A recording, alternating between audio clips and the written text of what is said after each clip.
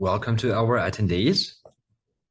The video will soon be opened, so you will be coming through now. So bear with me to the next few minutes. So I will welcome everyone. You might hear me saying the same thing repeatedly as more and more people are coming in. So first of all, thank you so much for joining us today at this fourth our community development series for this year for the Forum for Open Research in MENA. We are very happy to have you here with us today, and allow me to introduce myself. I think that some of you may know me from the last forum. My name is Jasser. I am part of forum operations team, and yeah, we are very happy to have you with us today. You will note that videos are off and you are muted. However, you will be able to ask questions in the Q&A part in the end of the event. And if you have time now, please add a little message in the chat box itself. You may say anything about you, and we would like to know where everyone is from and be able to welcome everybody. So please do feel free to add a little note in the chat box and say hello to everyone. We will be starting in just a couple of minutes once everyone has joined the room. We often have some latecomers who sneak in 2 or 3 minutes late, so we will just going to hold it off for a second. As I mentioned, in the meantime, please do feel free to introduce yourself. I see people are already there. Thank you so much, Asma, for sending us. And we are, again, happy to have you with us today. We would love to hear from you and where are you from? And also, if you have any questions in advance and you want to make sure that they will be covered, you may add them now as well. So for those who are joining us, once again, welcome to today's talk. We will be just starting in a minute once everyone is in the room. And again, you will notice that your camera and microphone are off, but you have the chance to ask questions later in the event. So Mira, please, would you start the first slide? So first of all, welcome everybody, and we are glad again to have you with us joining today's event. It's a very, very important topic, and I am excited to hear from our speaker, Rick Anderson, today, and it's a huge honor to have him with us today. But before we start, we just have a very few housekeeping signs. For those who are not familiar with Zoom, I know it's not really typical, but let's do it. There's a Zoom feature in the bottom. There's a Zoom feature at the bottom, and makes it as a movable window. You may use the little cross to move the window around. And if you have any concern about someone speaking too fast, please do use the raise the hand icon, and the message will be passed to our speaker, whoever is speaking. You might be speaking so fast, so we can use this one. And if you want to introduce yourself and leave a note of thanks for our speaker, or just you would like to let us know how are you enjoying the event, please do put that in the chat box. That's the speech bubble. And there is one with a double speech bubble, not a single speech bubble. If you do end up accidentally asking question in the main chat, my colleague who's running the technical side of today's event will remind you to put it in the Q&A section, or she will add this question manually to herself. So moving on to the next slide, please.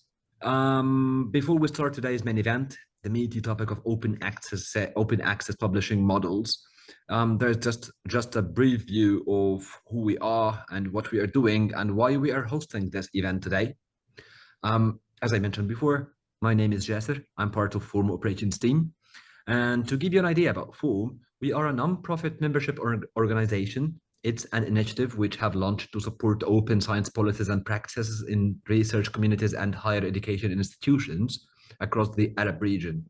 So that's all 22 Arab states. And we have a vision of unlocking research for and in the Arab region and working towards a more open world. And our mission is to support the advancement of open science practices in research communities and research institutions across the Arab region by facilitating the exchange of actionable insights and the development of practical policies. Next slide, please, Mira. Our network, it includes researchers, librarians, professors, policymakers, university leaders, open science advocates. We have 19 members and partners, and we have more than 5,000 individuals sharing the same idea and the same goals we have. We work with around 211 institutions from 110 countries. Next slide, please. Our capacity building, this is one of the pillars that we are working on in Forum, which is to localize resource library. We have on our website a resource library available. We publish some guides for researchers and whoever is interested in these resources that may help them get to know more about open access, about preprints, and how to become a peer review. You may check our website to find out more about it. It's a localized resource library for Forum. And we also have the Diamond Open Access Journal, Al-Wusul.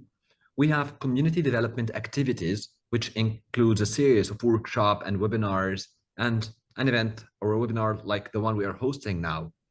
We also have the regional research projects. Next slide, please.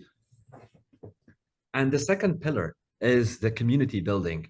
We have regional discussion forum, regional open science network, and stakeholder priorities framework. Next slide, please.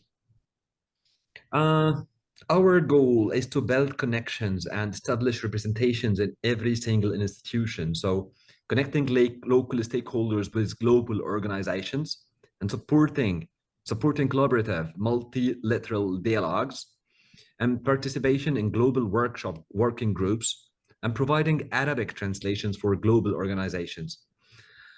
And last but not least, signing declarations and joining aligned organizations. Now, without further ado, I will stop talking because I know that you're not here to listen to me. We are here to listen to Rick. So I will hand over to Rick and he will tell us more about open access publishing models. Thank you, Rick. You may have the floor now. Thank you, Jasser. It is a pleasure to be with you today. Can you confirm that you can see my opening slide? Is everything looking right? Yeah, it is all clear. Thank you. Okay, great. Welcome, everybody. It's an honor and a pleasure to be with you virtually this morning. Greetings from my home in Utah in the United States, where it's quite early in the morning here, but this is a great way to start the day.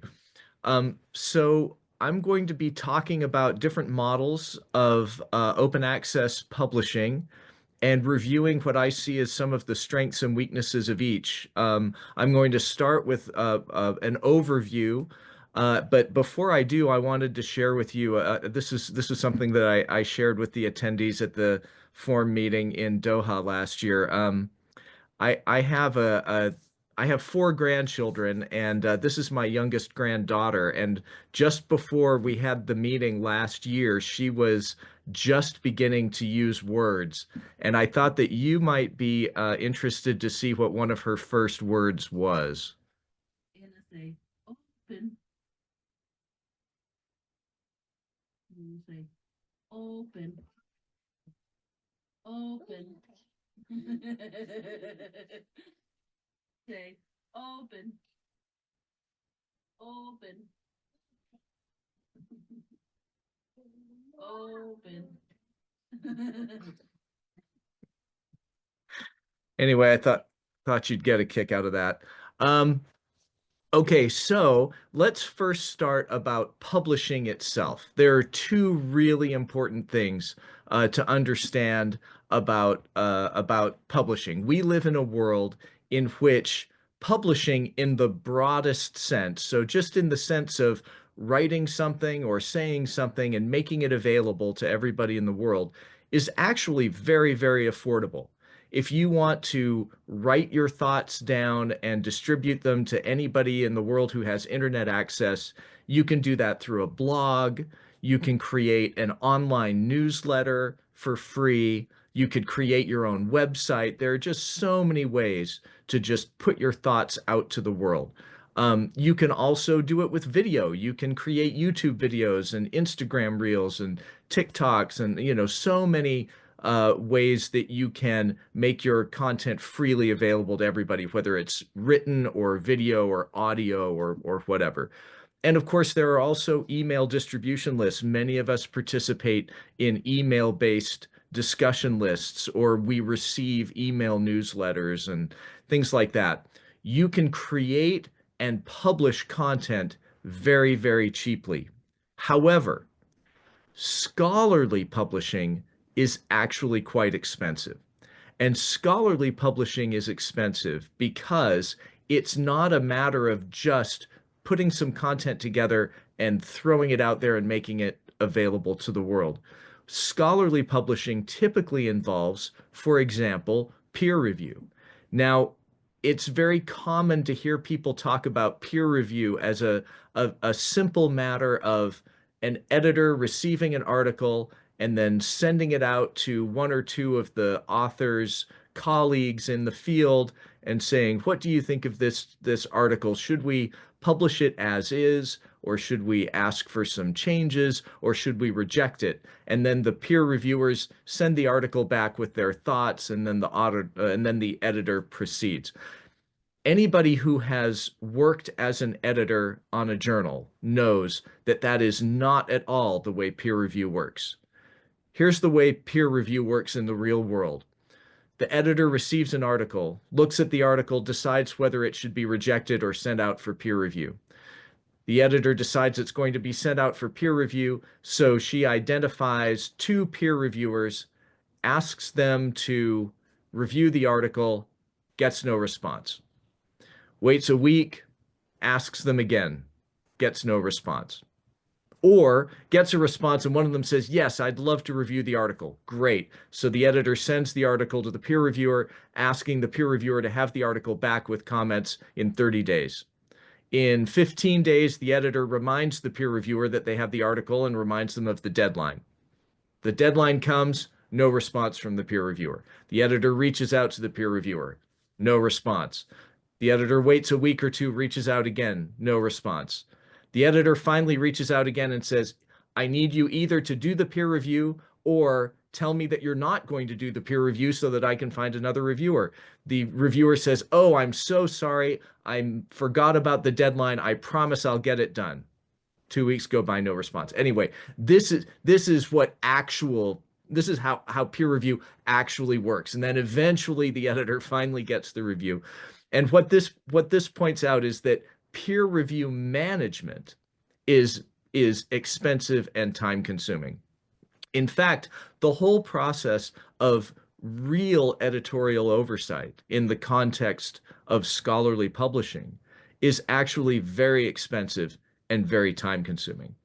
Once you get the article actually published, then the publisher also has to worry about things like rights management. Has the author retained copyright? Has the author transferred copyright to the journal? Has the author published the article under a Creative Commons license? And we'll be talking more about those licenses in a minute. And then depending on what happened with the article, the journal then has to keep track of all the articles and the different rights regimes under which they may have been published.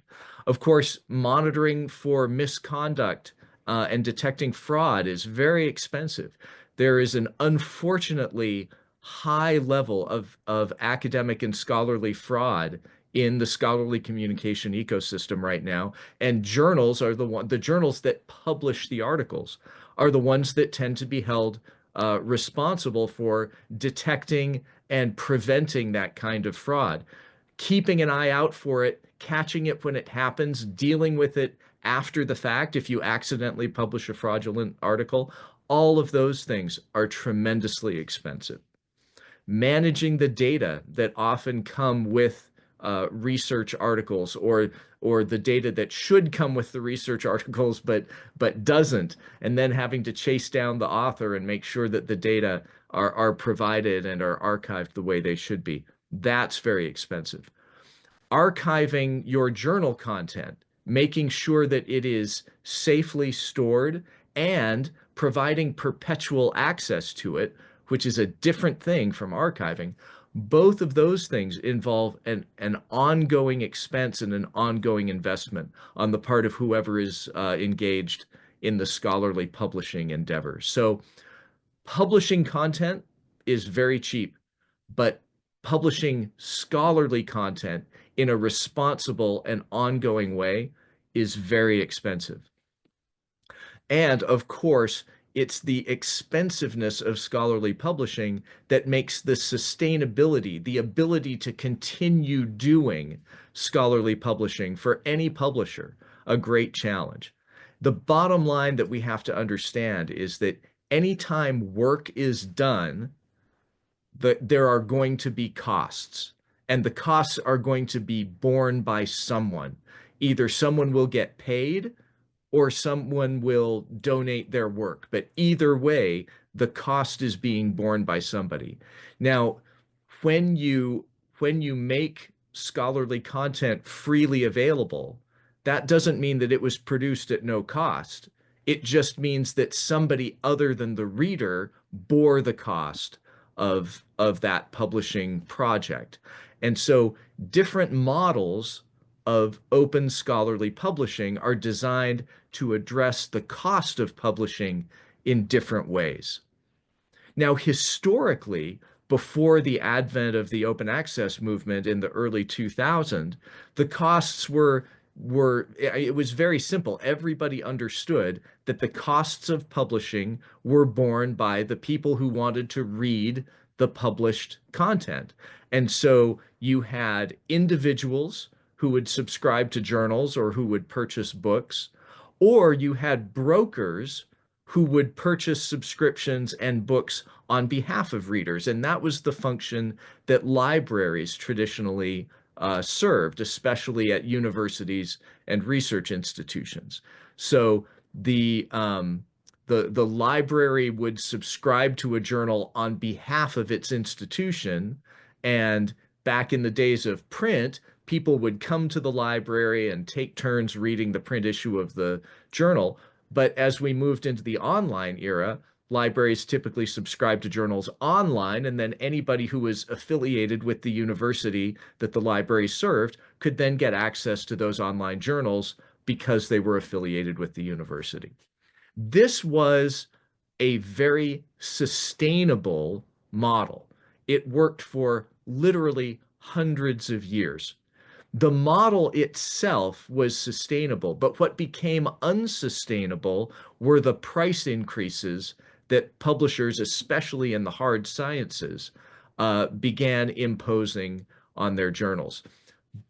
But here it's very important to understand that just because a model is sustainable, meaning that it is capable of continuing over time, just because it's sustainable, that doesn't mean that it's a model that we want and that we want to sustain. And of course, what happened in the early 2000s was a growing movement that said, you know what? Readers and readers' brokers should not have to pay for access to scholarly content. Scholarly information should function like a public good, because it's the kind of thing that everybody needs. The public has very often, through its taxes, paid for the research that's being reported on, and so the public ought to be able to read this content at no additional charge.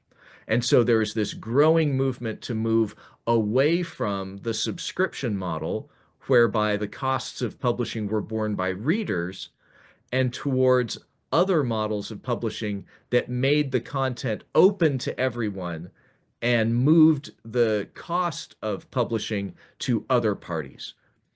So, just to quickly review, under the reader pays model, this was the model that prevailed right up until the early 2000s. There were definitely some good things about that model, and there were also some bad things. And this is the format that we're going to follow for all of the open publishing models as well. But let's start by quickly reviewing the pros and cons of the reader pays model. So on the pro side, um, there was something fundamentally fair about the fact that the only people who had to pay for the content were people who wanted access to the content. If I didn't want access to the content, then I didn't pay and I didn't get the access, and that was fine for me. Um, what this also created was a logical connection between the quality and the usefulness of the content and payment for the content. If people wanted the content because it was useful to them and they thought it was of high quality, then they would pay. That created a good incentive system whereby journals were incentivized to publish only high quality relevant content, and they were disincentivized to publish low quality, low relevance content. And we'll talk more about that in a minute. Um, Also, when your when your revenue stream depends on people liking what you publish, then that tends to create more responsiveness to the needs in your community. If you're publishing a journal that doesn't help your community, people in your community are going to stop subscribing to it, and that creates an appropriate signal as to what you should be publishing. The sustainability of a reader pays model can be very high as long as the price doesn't increase too quickly. If the price increases too quickly, then the sustainability of the model suffers because people start having to cancel their subscriptions. And another very important upside of the reader pays model is that it spreads costs very widely. So if your journal has 15,000 readers a year, the cost of your journal is spread among 15,000 readers. If your journal has only 100 authors per year, and you opt for an author pay open access model, you've now concentrated the cost of running that journal on 100 people instead of 15,000 people. So spreading costs widely is one of the upsides of the reader pays model. Now, of course, there are a lot of downsides as well. Only those who can afford the journal are able to access it. That's a real downside. It also incentivizes the creation of many, many more journals. And you can see this throughout the history of scholarly publishing, and particularly in recent years. You know, we all laugh about the Nature journals and how, you know, every week it seems like there's another journal with the Nature brand. And that's because Nature has figured out that there's an audience for another more specialized journal. And every time they figure that out, they start another journal. And this can be good, but it's also a downside if you are, for example, a library that has people saying, we must subscribe to all the Nature journals, then that proliferation becomes a problem. It's also true that because copyright is a monopoly, that means that the content that is published by a journal is only available from that journal publisher. And that creates an incentive to raise prices for publishers because they know that if you want their content, you can only get it from them. If there's an article that's published in the Lancet, I might be able to get another article on a similar topic from another journal, but it's not going to be the same article. And that means that every journal is effectively a monopoly in terms of the content that it publishes.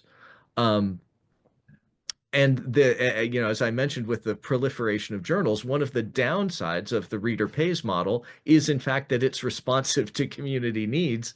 And that means that journals tend to proliferate, which can cause problems. We don't really have time to talk about the market distortions. It's academically interesting, but not really practically interesting. But again, I don't know why I said concentrates cost burden in this slide. I just realized that's weird. Okay, so we're just going to move on. So let's talk about open access. So the open access movement, again, resulted from this feeling that with information going online, where more and more people can read content without creating additional cost to the content provider, it now ought to be possible to make scholarly publications freely available to all. However, recognizing that scholarly publishing is still expensive, even though you can add one more reader at no real marginal cost, making the content available and discoverable initially is still very expensive. There have been a variety of open access models, publishing models that have come into existence as ways of accounting for the cost of scholarly publishing. So the most common one right now is what we call the gold model, which is the one whereby when authors go to publish an article in a journal that is open, the author is charged an article processing fee or an article processing charge, what we call an APC. And what that does is it allows the journal to recover the cost of publishing right up front on a per article basis, and then make the article freely available because they've made their money. What we call transformative models, whereby university libraries enter into large-scale agreements with publishers, whereby they pay the publisher a big chunk of money, and that covers both access to the content and it covers the APCs for that institution's authors when they publish in the journals. These are almost always examples of APC-funded OA. It's just a different way of managing the APCs. Instead of the author, the individual author making a payment out of their grant funds or in some other way, the library takes care of the APC charges up front, and we call that a transformative model. Another common model is what we call green, which means instead of the article or as well as the article being published in a journal, a copy of the article is placed in an institutional repository where that copy becomes freely available to everyone. Very often, the version that can be put in the institutional repository is not the final published version with all of the typesetting and the formatting and everything else, but rather the final editorially approved version of the manuscript that that has been sent to the publisher for typesetting and publishing, but then is also placed in a repository and made available for free. Sometimes embargoes are placed on that repository version so that the publisher can make money on the final published version for a year or so before the manuscript version becomes freely available. But green is another very common model of open access publishing. And then there's what we call platinum or diamond. This is a model whereby nobody is charged anything. The author is not charged an APC. The reader is not charged a subscription fee, but instead an institution donates all of the money necessary to keep the journal going. So it might be a university that underwrites the journal, or it might be a scholarly or learned society that underwrites the journal, or some kind of institution just agrees to take on the journal as a cost center, as something that they're just going to do as a part of doing business. So the institution is covering the cost of publishing the journal. Hybrid journals have also become very, very popular. These are typically traditional subscription journals that offer authors the option of paying an APC and making their article openly available, even while other articles in the same issue of the journal might be available only to subscribers. So if you go to the website of a hybrid journal and you look at the table of contents for an issue, you'll see that some of the articles are marked as open and some of the articles are marked as subscriber only. These kinds of journals create, in a way, they're a very good solution. But they're really a compromise. They're not a perfect solution. But as we're going to see, there aren't any perfect solutions, right? But hybrid journals are very unpopular among open access advocates. They're very popular among authors because they preserve the author's choice. An author who doesn't have any money to pay an APC can just publish normally in the hybrid journal. Their content will not be openly available, but for most authors, that's frankly not a big deal. It tends to be a big deal for funders. And then one of the newer models that has emerged in recent years is called subscribe to open. And this is a model whereby the journal publishes as normal, but what they do is they say if you will if all of our subscribers will continue paying for the content, we will at a certain point make all the content freely available. And then the difficulty for the subscribers is that then they have to decide, are we going to keep paying for content that is actually freely available and thereby support the journal? Or are we going to stop paying for the content since we can get it for free anyway and use that money to support other priorities? The subscribe to open model is more complicated than that, and there are different variations on it, but that's the general way the model works. When content is published on an open basis, it's usually published under what we call a Creative Commons license. And there are four basic Creative Commons licenses, and then there's one example of what we call a waiver. So the most popular among open access advocates is the CC BY license, which stands for a Creative Commons Attribution Only license. And what that means is if you publish your work under a CC BY license, your work is now effectively in the public domain. And we'll talk a little bit more about this in a minute, but what it means is anybody who wants to can read your work, they can republish your work, they can redistribute it, they can copy it, they can create derivative works, they can do all of the things that copyright law typically allows only the copyright holder to do.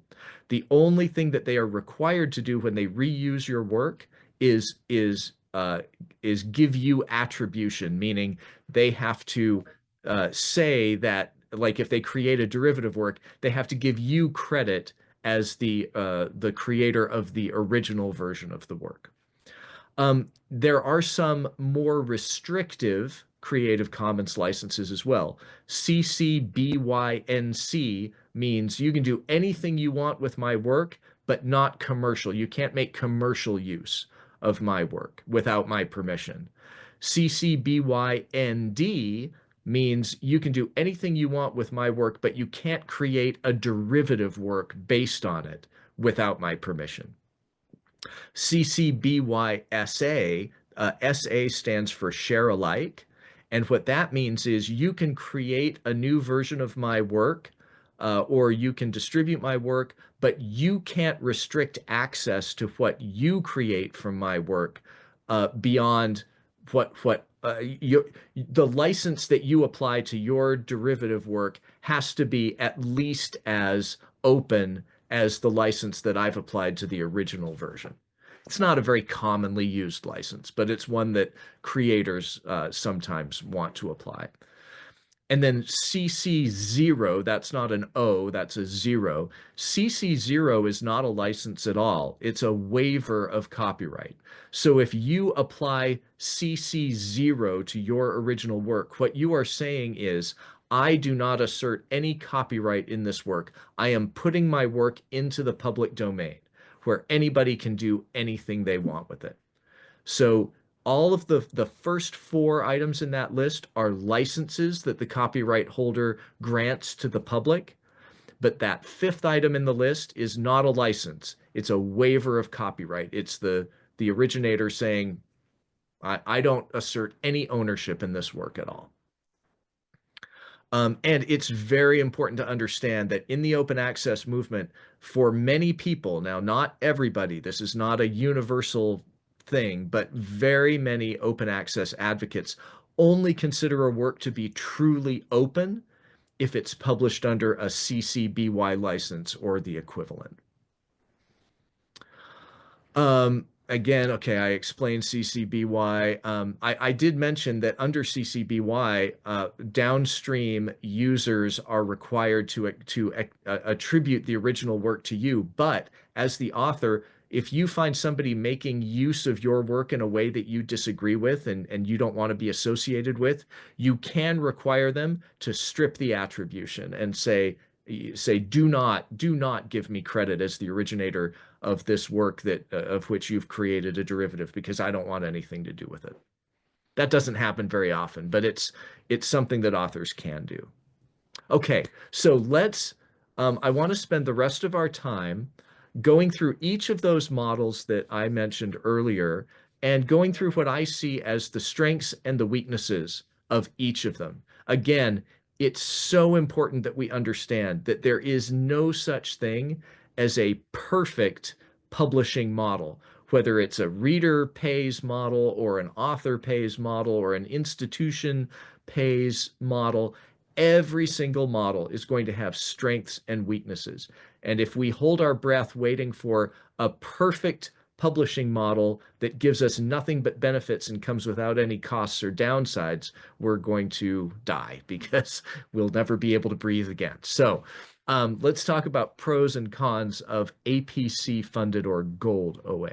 So one of the obvious upsides of this model is that it makes the content freely available to everybody. That's what open access publishing models are supposed to do, and this one does that very, very well. It's also very scalable, by which I mean it doesn't only work at small scale, it also works at large scale. Whether you're a journal that publishes 5 articles every quarter, or whether you're a journal that publishes 10,000 articles a year, the APC model works very well because new revenue comes with every article that you publish. If you're publishing a subscription journal and you're getting $100,000 a year in subscription revenues, and you publish 100 articles a year, if you next year decide to publish 120 articles, you're starting to run into a problem of scale because you're getting the same amount of money for the subscription, but you're publishing more. The nice thing about the APC funding model is that the more articles you publish, the more money you make. And that's also a downside, as we'll see in a moment. But one of the things that the APC funding model does is that because it's charging for publishing services rather than charging for access to content, it makes it a lot easier for the journal to publish articles that might not get published in a journal that relies on novelty and exciting studies to attract subscribers. If you don't have to worry about attracting subscribers, you can publish articles with null findings or replication articles or articles that are in very, very niche fields that might not attract a lot of readers. And that's a very good thing for scholarship. And again, because the APC funding model scales so well, it's generally quite sustainable. You can keep doing it for a long time and you don't have to worry about running out of money. Now, the downsides of the gold APC model are also very significant. And one of them is that the APC funding model for open access is just another toll access model. The difference is, instead of putting the toll gate between the author and the content, it just picks up the toll gate and puts it down between the author and the publishing service. There is nothing more equitable about APC funded OA than about the subscription reader pays model. Also, the APC model, because you make more money the more articles you publish, the APC model tends to disincentivize the rejection of low quality scholarship. That is a very, very serious problem with the APC funding model, and it's what has led to the proliferation of what we call predatory journals, which are journals that pretend to publish peer-reviewed scholarship, but that will in fact publish any nonsense that anybody submits as long as they pay an APC. And that this has become a very, very significant problem in the scholarly publishing world. And somewhat connected to that is the fact that the APC funding model incentivizes high volume publishing. Now, this can be good and it can also be bad. I mentioned journals that publish tens of thousands of articles a year. We call these mega journals. Mega journals they're good because they provide a publishing platform for lots and lots of authors and lots of scholarship. But on the other hand, because they're publishing at such high volumes, very often low quality scholarship can easily slip in and contaminate the scholarly discourse, and that's a downside. Now, the repository model of open access publishing also has significant pros and significant cons. Again, one of the major upsides of Green OA is that it makes content freely available to all. It's also pretty scalable.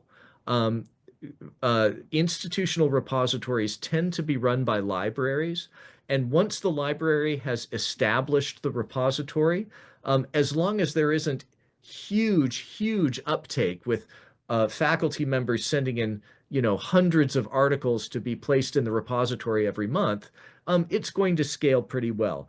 The good news and the bad news is that faculty at institutions tend not to be very interested in depositing their articles in the institutional repository, as many librarians will tell you to our frustration. And so, the scalability of institutional repositories has not really been tested as much as we would like it to be. Another upside of Green OA is that it can operate very well alongside other publishing models, including subscription models. And it can adapt well. It can be a repository can exist at an institutional level, again, where it's usually run by a library, or it can be run at a disciplinary level. The archive, which originally started as a preprint repository for papers in high energy physics, is a classic early example of a disciplinary repository. BioArchive is another one. I've misspelled it there, but and there's a growing number of discipline-specific repositories that are not run by libraries, but that are run by institutional societies. Again, the institutional repository is pretty sustainable as long as the uptake doesn't become overwhelming, which we have yet to see happen. A downside of Green is that again, uptake is low because it really depends on authors feeling motivated to put their content into the repository, and most authors are not interested in doing it. There are some authors who do it very faithfully, most authors don't. Now, it does require some significant institutional investment at the beginning, especially. Setting up an institutional repository in a library or a disciplinary repository is not free. But once it's set up, the marginal cost of adding content to the repository is typically not very great. One definite downside of preprint repositories is that they can lead to what we call version confusion. So there may sometimes be slight changes, sometimes significant, but more often slight changes between the manuscript version that was deposited and the final published version that goes into the journal. And when somebody is citing an article, it's not always clear whether they're citing the repository version or the journal version. That can cause problems. And another problem that is related to that is that when preprints that have not yet been peer-reviewed get deposited in repositories, which they often do, sometimes journalists will cite them as if they were published articles. And that's an example of version confusion that can lead to problems within the general public who might be relying on content that has not yet been peer-reviewed. And then the other problem with the repository model is that it doesn't scale to success, which in other words means the more uptake the repository gets, the less sustainable it becomes. And the less likely it becomes that the institution will continue to support it fully. Again, not a problem that we've seen very much yet. The platinum or diamond, the institutionally underwritten publishing model, has definite pros and cons. Again, the primary upside is that it makes content freely available to all. And another significant upside of this model is that it doesn't look like anybody's paying, right? The reader doesn't have to pay for access. The author doesn't have to pay for the publishing service. But the reason that it doesn't look like anybody's paying is because it's being paid for behind the scenes by some kind of an institutional subvention, some kind of an institutional support. It scales okay, but it's not going to scale beautifully because it's being treated as a cost center by the institution that sponsors the journal. And that leads to the major downside of platinum or diamond publishing, which is it only works if you have an institutional sponsor that is willing to continue throwing money at this publishing project.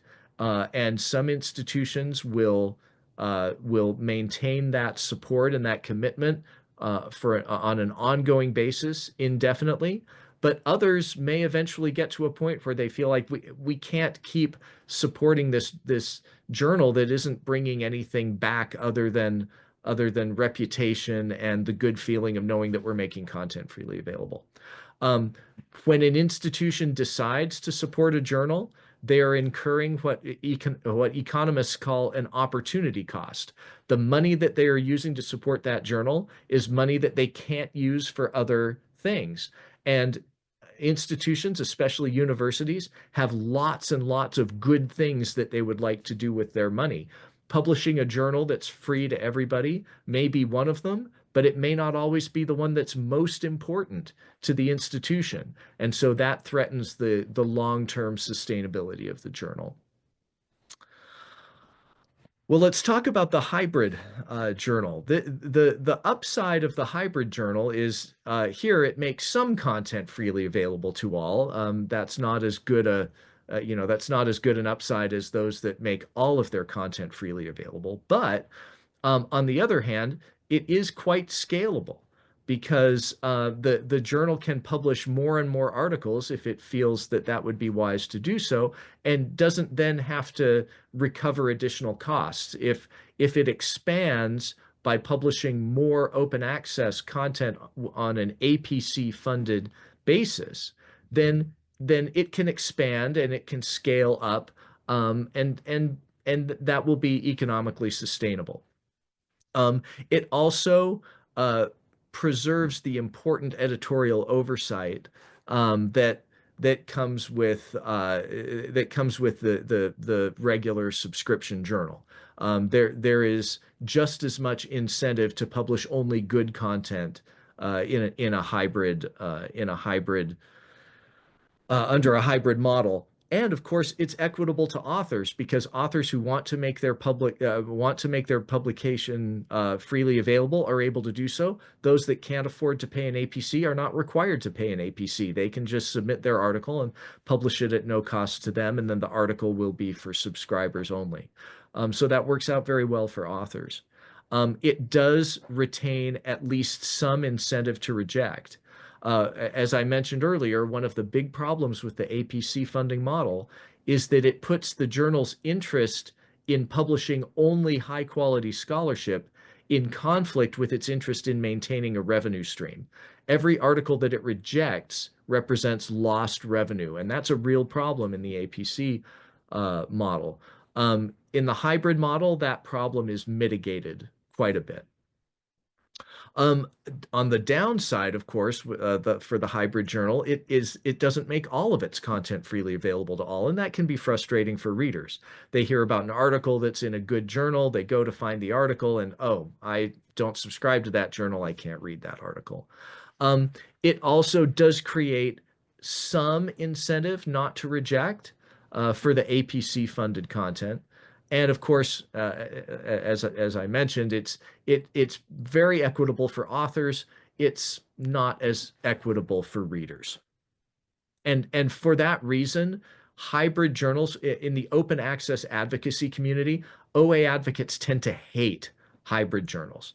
They tend to see them, and librarians often see them as a way for the publisher to try to double dip, to try to keep making money on subscriptions while also making money on APCs. And different publishers manage that in different ways. Some of them try very hard both to avoid that sort of double dipping and also to avoid the appearance of double dipping, and they will explain how they manage that. Other publishers are more opaque about it and probably, frankly, are behind the scenes going, he, this is a way for us to make more money. The subscribe to open model is one of the newest, and in my view, one of the most problematic open access publishing models. Again, on the upside, the pro is that it makes content freely available to all. It doesn't charge either readers or authors, though it does expect brokers, institutional subscribers, to keep subscribing. One of the definite upsides of subscribe to open is that the libraries who have subscribed to the journals historically don't have to do anything differently. They don't need any new workflow. They don't have to manage any new processes.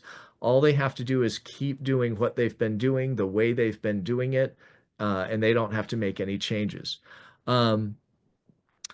The downside, however, of subscribe to open, which is very, very significant, is that the subscribe to open model cannot work unless the subscribing institutions decide that they want to be what are effectively diamond OA publishers or diamond OA supporters in the long run.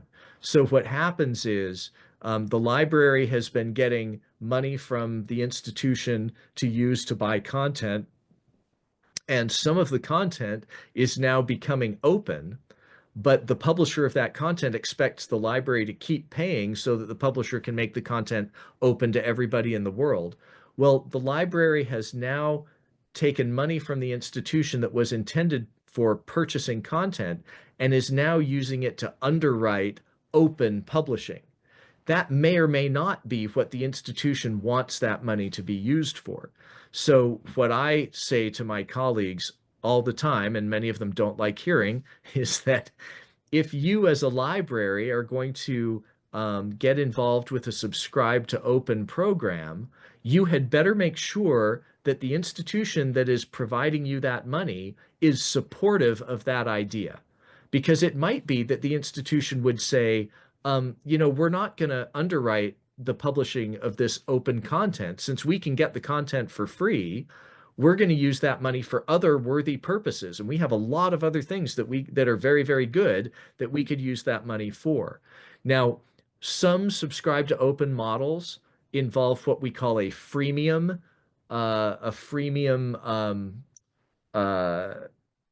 element, whereby those who continue paying the subscription fee get certain benefits that people who don't get. That's again, we call that freemium, right? The content is free, but there are other services that you only get if you continue paying. And different publishers do that different ways. But the biggest downside and I think the biggest threat to the long-term sustainability of subscribe to open is the fact that it relies on libraries assuming that their institution wants to underwrite open publishing, which it may or may not do. And eventually, the institution is going to figure out that the library, instead of buying content that costs money, is instead underwriting the open publishing of content that now everybody, including that institution, can get for free. And if they don't like the fact that the library is doing it, that can really threaten the library's revenue stream. So I think it's very important that the library be upfront and counsel together with the institution before deciding to enter into a subscribe to open relationship to make sure that the institution actually supports it. So the bottom line here is that there are no perfect solutions to the problems of scholarly publishing. Scholarly publishing is expensive and it is complicated. And because it's a global enterprise, it's even more complicated than it was during the print era when it tended to be much more regionally specific. Because it's expensive and because the problems are complicated, every solution that we come up with for addressing those problems is going to be imperfect and is going to have pros and it's going to have cons. And if anybody who comes to you and says, I found a perfect, no downside scholarly publishing solution, they are either lying or they're mistaken. And we just have to accept the fact that there are going to be pros and cons, and that really in my view, what would be best for the future of the scholarly publishing ecosystem would be for us to allow many different publishing models, including pay access, to coexist so that this mix of upsides and downsides and pros and cons can contribute to a diversity in the ecosystem rather than trying to force the ecosystem into a single solution that is itself always going to have both pros and cons. It's important to recognize that every model of publishing creates privilege for one group and creates problems for another group. There is no publishing model that doesn't privilege one constituency and underprivilege another one. And it's also important to bear in mind that every model is going to have intended consequences, but it's also going to have unintended consequences. Some of those unintended consequences may be positive, and some of them are going to be negative. But you can't judge a publishing model just based on what it's trying to do. You have to judge the model based on what it actually does. And every model has unintended consequences. And then the last thing to bear in mind is that you can never make costs disappear. The costs of publishing are real, and they are always being borne by someone. Someone is either getting paid or is donating their work. But either way, the costs are not disappearing. They're only being moved around within the system. And that's it. So I'm going to, I'm going to stop sharing so that I can go to the Q&A. And I'm going to look at some questions. So the first one is one that I can't answer. I think either Mira or Jasser can answer that. There is another. Okay, so there's another question that is actually 3 questions. That's cheating. Okay, so the first of these 3 questions is, what are the strongest arguments against compensating scholars for their time and expertise in peer reviewing scientific articles, especially when other aspects of the publication process incur costs? So paid peer review is a really interesting topic. It's been getting a lot of attention in recent years. There are journals and publishers that are experimenting with paying peer reviewers, and there are very good reasons to try this out. Because as I noted earlier, peer reviewers are notoriously unreliable and unresponsive. And managing or even just trying to get peer reviewers to agree to review a paper can be very, very difficult. And if you've ever worked as an editor, you know what I'm talking about. Interestingly, I read a study but I can't remember where it was. But there was a study that somebody did recently. There was a journal that tried paying peer reviewers, and I think what they did was they said, we'll pay you $200 to review this article if you turn it around, if you turn the peer review around within 30 days. So get the review back to us in 30 days, you get $200. And what they found was that when they offered payment, the peer review actually was slower. That for some reason reviewers took longer when they were offered money. And I'm sorry that I can't provide a citation, but I just remember that I read that, and the reason I remembered it was that seemed so weird and so striking. I'm not aware of any what I would consider really strong arguments in principle against paying peer reviewers. Um, but there doesn't seem to be a lot of evidence so far that paying peer reviewers actually works. Now, that may change over time.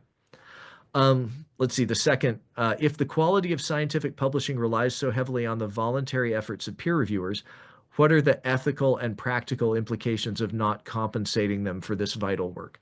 Yeah, I feel like that's kind of a leading question. I think what you're looking for is the answer. We should be compensating peer reviewers because their work is so important. The problem is you could say that about you can say that about yeah, I don't know. I mean, like I said, I don't have a problem in principle with paying peer reviewers. I'm just it just based on the evidence that we have so far, paying them doesn't seem to lead to the outcomes that we're looking for. Um, Three, how might the academic publishing landscape be different and potentially more equitable if scholars were routinely paid for their peer review contributions? I, I mean, it,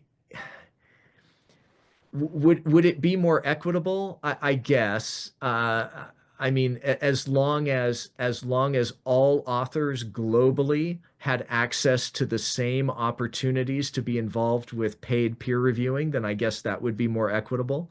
It's hard to imagine how you would make that opportunity equally available to everyone. I mean, the peer review system has worked to the degree that it does work. It has worked historically because authors feel an obligation to contribute to their disciplines by not only being authors but also by being peer reviewers, right? And just as I mean, they get paid to peer review in the same way that they get paid to publish because it's part of their job as academics or researchers. Um, the fact that they can, you can get away with never agreeing to peer review an article in a way that you can't get away with never publishing an article, because if you never publish, you're not going to get tenure and you're going to lose your job. But if you never peer review, the likelihood that you're going to lose your job is relatively low. That's a real problem, and it does lead to some of the problems with peer review that we currently see. I mean, I don't feel like I'm giving you a very useful answer here. I guess for me, the bottom line is I don't see a problem with paying peer reviewers as long as it actually works and leads to the outcomes that we're looking for. And I'm not sure that we have good reason to think that it does so far. Here's another question. What do you think about the concept and sustainability of governments funding Diamond OA journals? Um, in concept, in principle, I see no problem with it. The question is whether we can count on governments to continue sustaining Diamond OA journals into the indefinite future when governments have so many other things that they want to spend money on. In principle, I don't think there's any, whether it's a society sponsoring the journal or a library sponsoring the journal or a nonprofit organization sponsoring the journal or a library, whoever sponsors the journal, that's fine. The question is how much of an ongoing commitment can we expect them to have to that journal if all it's doing is costing them money? And that question is going to apply the same to a government as it does to a learned society or to a university. Here's another question. How feasible is starting an independent scholarly publishing business, particularly journal publishing? Well, there are a lot of startup companies over the last 20 years that have started up APC-funded journals and are making quite a bit of money. The question, I think, starting up a subscription journal publisher right now would be questionable. Just from a business perspective, I'm not sure that I'd do it. But I'll tell you what, if you want to make some money, start up an APC-funded gold OA journal. Now, if you want to make serious money, don't bother engaging in any editorial oversight. Create a predatory journal, and there are some predatory publishers out there that are making a ton of money at very little cost to them. But if you want to start an honest high quality journal publishing operation, probably the best way to do it in a sustainable way um, is probably to publish either an APC funded or a hybrid subscription journal. But I'm not a businessman myself. I think if you want to find out how feasible it is to start an independent scholarly publishing business, I would talk to somebody who has actually done it, and find out what they wish they had done differently and what they're glad they did. And that's the best place to get an answer to that question, I think. Um, Here's another question. Which model is best for first-time author as a doctoral student? Um, if I were a first-time author, I would not worry so much about the publishing model. I would worry much more about the publishing venue. You want to publish with a publisher or with a journal that your colleagues in your field recognize as a reputable, high-quality journal or publisher, and then go with whatever model that venue offers would be my advice, because what you're trying to do is establish yourself as a scholar or a participant in your field. And in order to be recognized by your peers, you need to do things in the way that your peers recognize. And that varies somewhat from discipline to discipline. Um, so what I would do is I would check with established researchers in your field and say, where would it make sense for me to publish? Don't worry too much about what the publishing model is. Worry about the venue. Let's see. Here's another one. The number of publications is on the increase, but how to ensure quality research may be ensured. That is a huge problem. So here's another pro and con about the scholarly communication ecosystem. There has been, in the past 50 years, a huge explosion in the amount of research being done. That's a very good thing. But what that means is also an explosion in a need for publishing venues. And that has created a lot of cost and a lot of confusion, and a lot of difficulty for publishers, both established publishers and new publishers. So the question then is, how do we scale the quality control of scientific publishing when the amount of scientific publishing is exploding? And there isn't a simple or a single good answer to that question.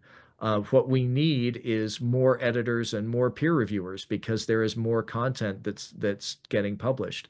And unfortunately, what we're seeing is fewer people who are willing to peer review. And that really is creating a problem. And it's part of what has led to the problem of predatory publishing, frankly. Let's see, here's another, this is a longer one. The subscribe to open model is usually contingent on first getting the subscription from institutions before making the content open. So unless institutions treat it as traditional subscription model for journals they were anyway going to subscribe to, it most probably will remain just a traditional subscription journal.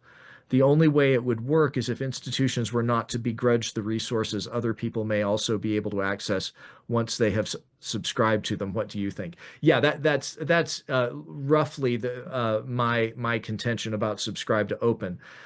What worries me about the subscribe to open model is that it tends to appear artificially successful because the library is continuing to spend the institution's funds, but the reason that it's working is because the institution doesn't know what the library is doing, right? So this is the scenario that I often use to illustrate the problem. Imagine that you are the provost of a university or the president of a university or the vice president for research, and you go to a conference, and in this conference, you hear a panelist in a program mention this great new publishing model called subscribe to open, and they briefly describe it, and you think to yourself, that's interesting. I give the library $2 million a year to subscribe to journals. I wonder if the library is using some of that money to support open journals.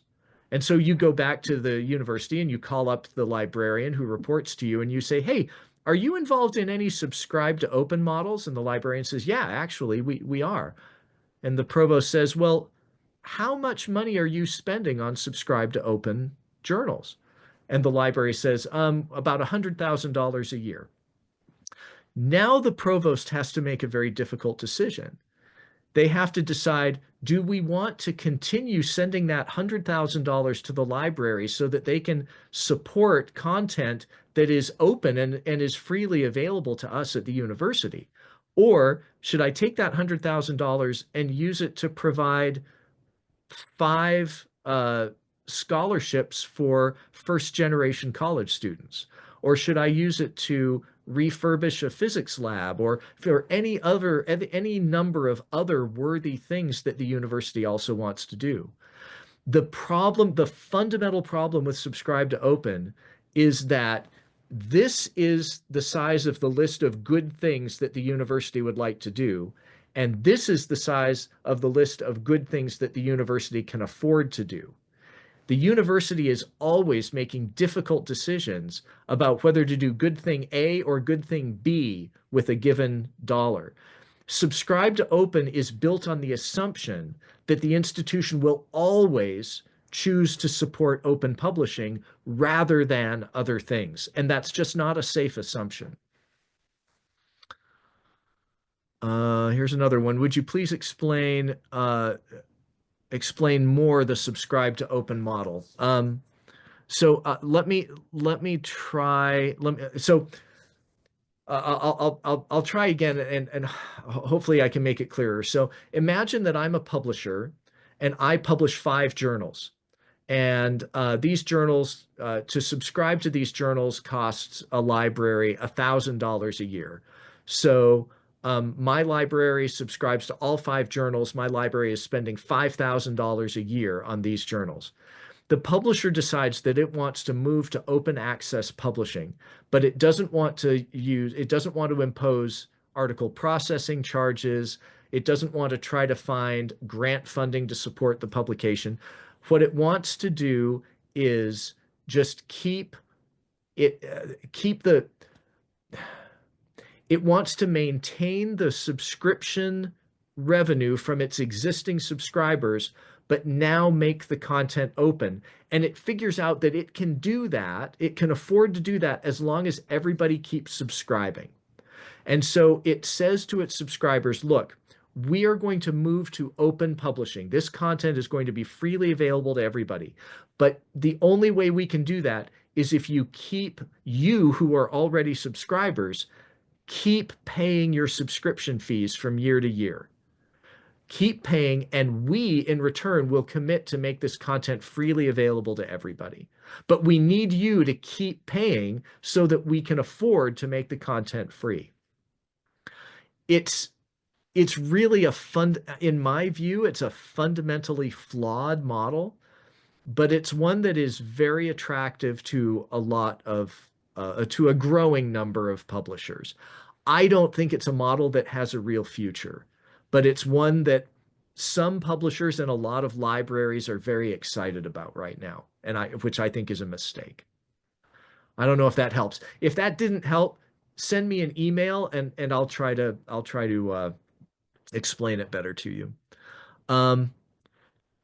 Another question, do you think universities should have their own journals to balance out the rising cost of commercial journals?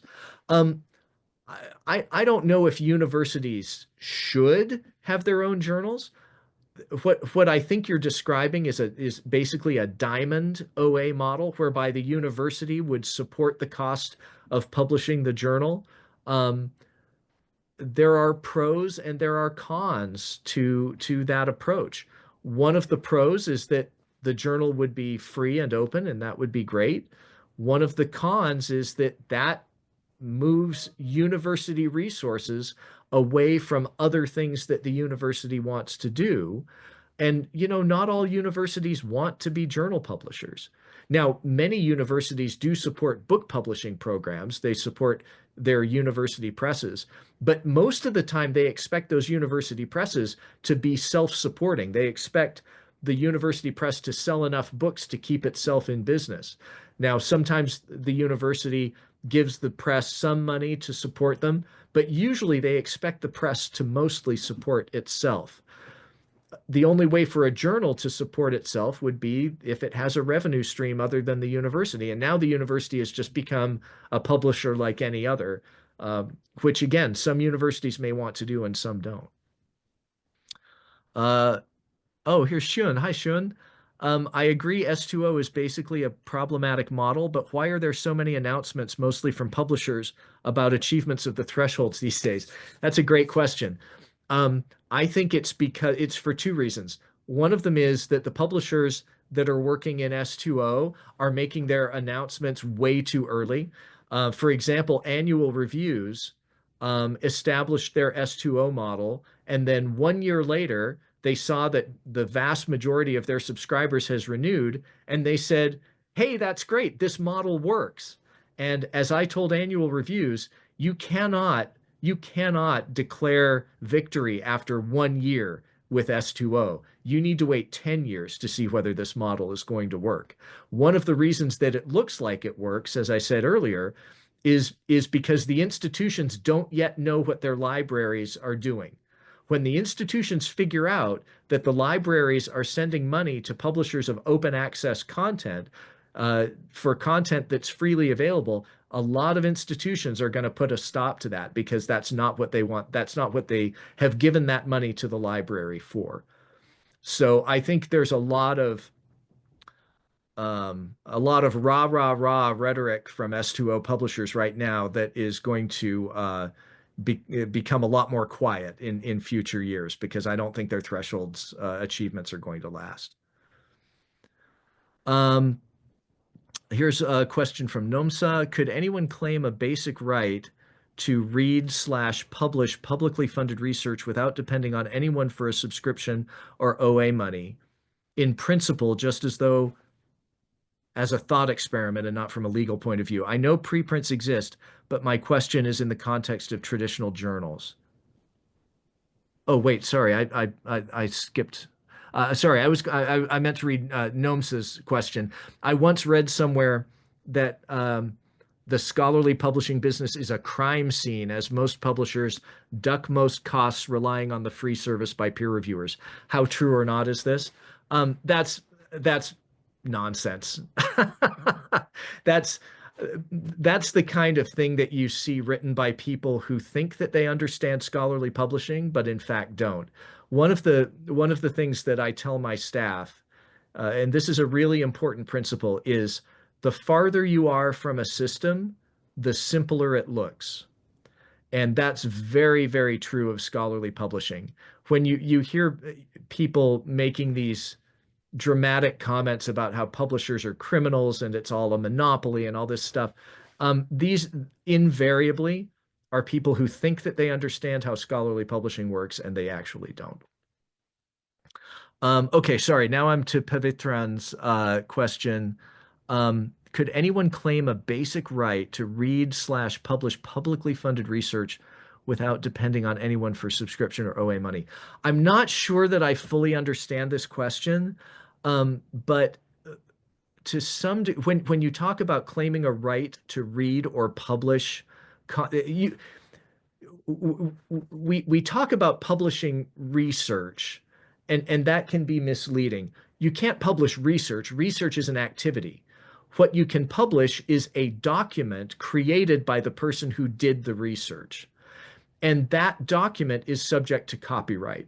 Now, copyright laws vary from country to country, but if you are the copyright holder in a document, that gives you certain rights that people who are not the copyright holder don't have. So to claim a basic right to read or publish a document that was the result of publicly funded research, that right typically doesn't exist.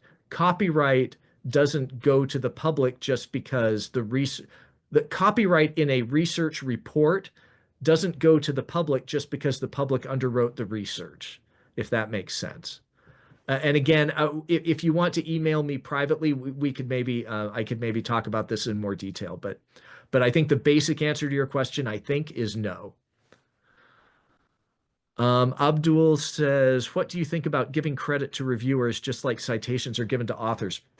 There are some systems in place right now for giving peer reviewers credit. There's a company called Kudos that does this, and there are some others as well. I know that when I act as a peer reviewer for a journal that I work with, every time I review a paper, I am asked, do you want to get public credit for reviewing this paper? And I always say no. The reason that I say no, and I think that many reviewers do, is that if my name were attached to the peer review to the review, I would have a hard time being as candid and as honest as I need to be about the content of the paper. I think that there is great value in anonymous peer review, especially if you're a young researcher at the beginning of your career. And if you're reviewing a paper by someone who is a more established figure who might be able to have some influence over your career later in your field, being able to review that paper anonymously is very important. Now, are there ways of giving people credit for peer review that doesn't involve attaching their name to a review? Yeah, I think there are. And I think there's merit in that. Interestingly, peer reviewers don't generally seem to be that interested in it, though it depends.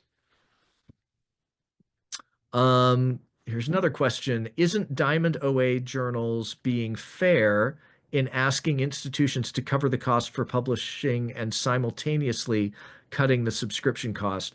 Gold OA mostly makes the same argument by indirectly making institutions pay APC charges for their scholars.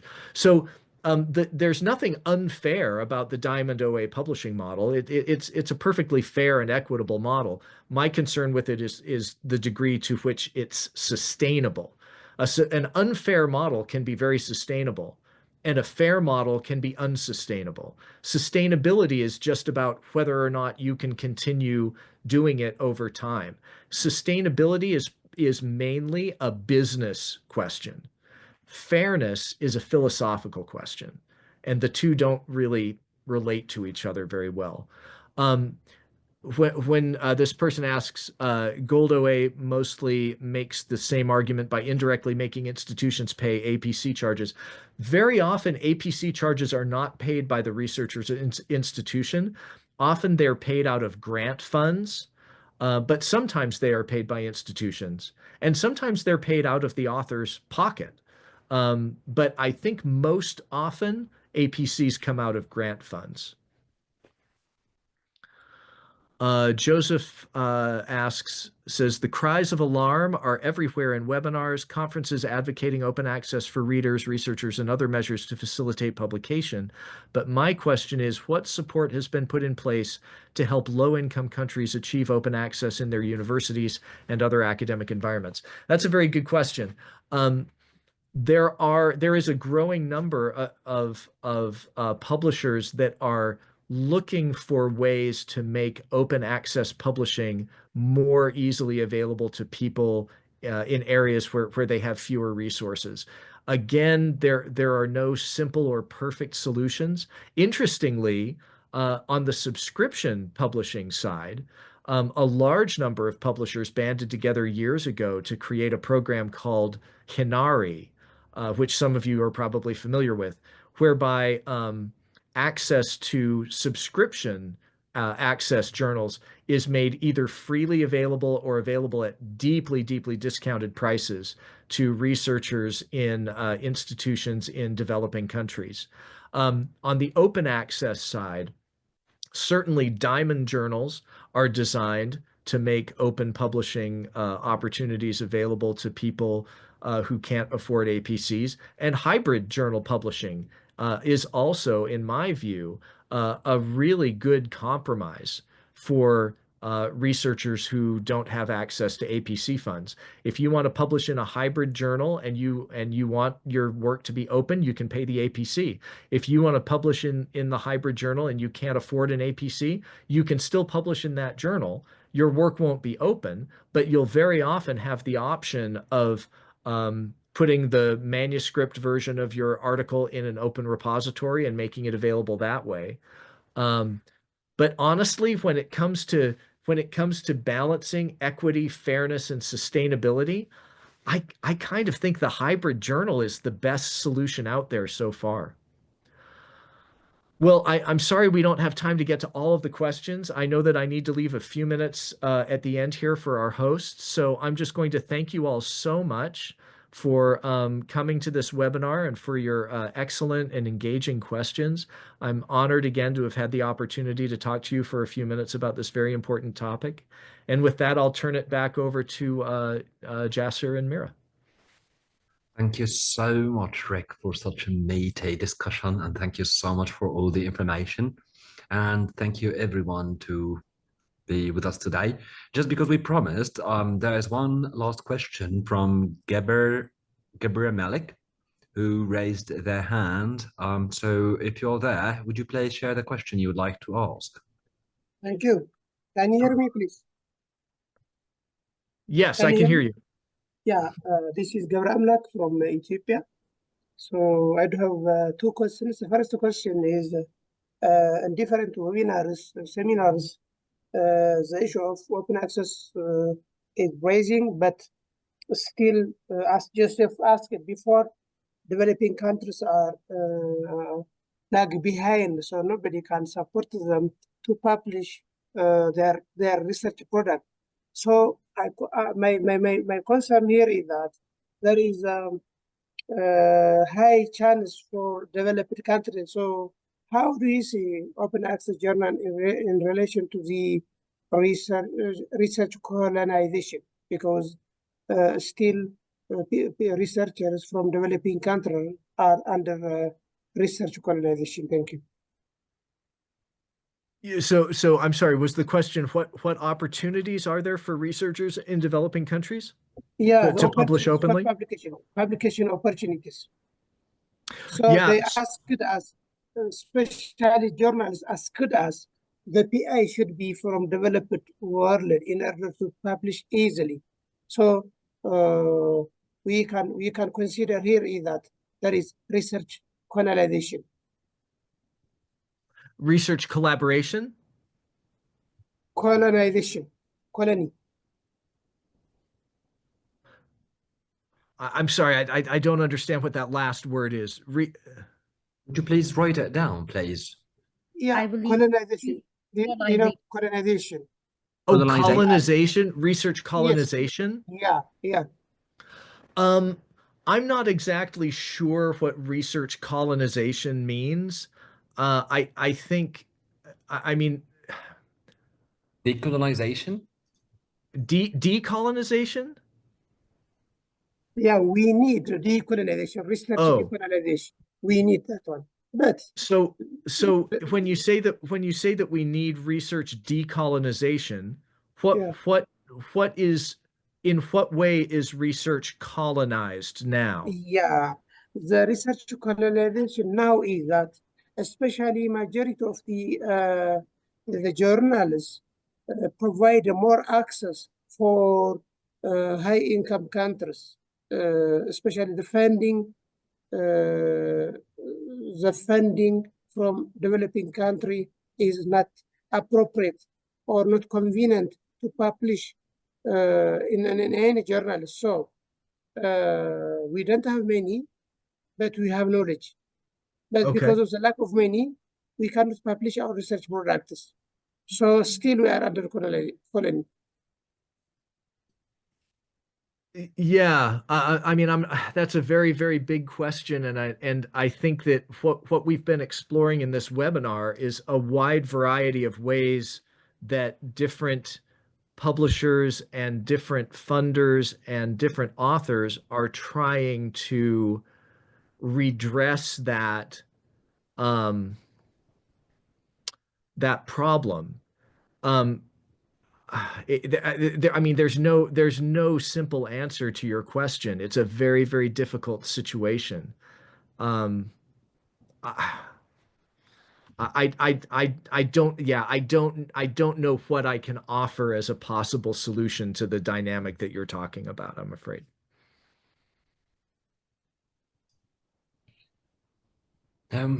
Right then. Thank you so much again, Rick, for your time, and thank you so much, everybody, for attending this event with us.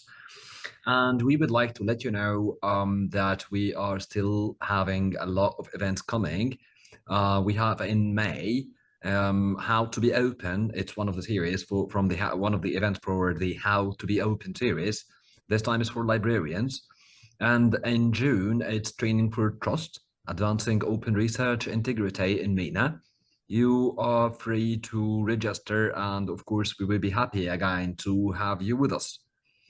You can scan the QR code, or you can just visit our website and you will be able to register. Thank you, Mira. Next slide, please. And I'm sure, as most of you know already, that our annual forum for this year will be held in Sharjah in United Arab Emirates, in partnership with the American University in Sharjah. And our theme for this year is building capacities and communities in the Arab world. And we are very happy to let you know that the call for papers has started. It started like a month ago, and the deadline for the call for papers will be by the 1st of June. So we will be thrilled to see your abstracts and ideas about workshops, roundtable discussions, and of course, presentations. Feel free to scan the QR code as well, or visit our website and the annual forum website. And we can't wait to see you there. And thank you so much again and again for attending, and feel free to scan the QR code if you would like to fill out the survey to help us improve your experience for future community development activities. And thank you all, and thank you so much, Rick, for your time. And we can't wait to see you in October.